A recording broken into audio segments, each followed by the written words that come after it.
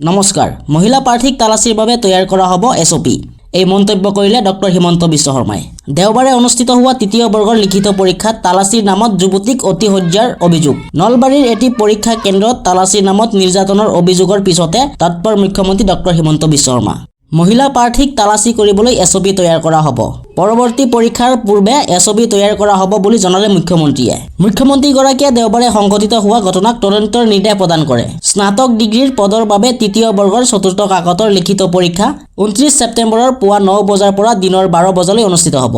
আনহাতে 29 ছেপ্টেম্বৰত এছএছএলসি পৰ্যায়ৰ চালকৰ পদৰ তৃতীয় বৰ্গৰ বাবে পঞ্চমখন কাকতৰ পৰীক্ষা দিনৰ 1:30 বজাৰ পৰা বিয়লি 4:30 বজালৈ অনুষ্ঠিত হ'ব 27 অক্টোবৰত চতুৰ্থ বৰ্গৰ মেট্ৰিক পৰ্যায়ৰ আইআইটিৰ উত্তীৰ্ণৰ প্ৰথম কাকতৰ পৰীক্ষা পুৱা 9 বজাৰ পৰা 11:30 বজালৈ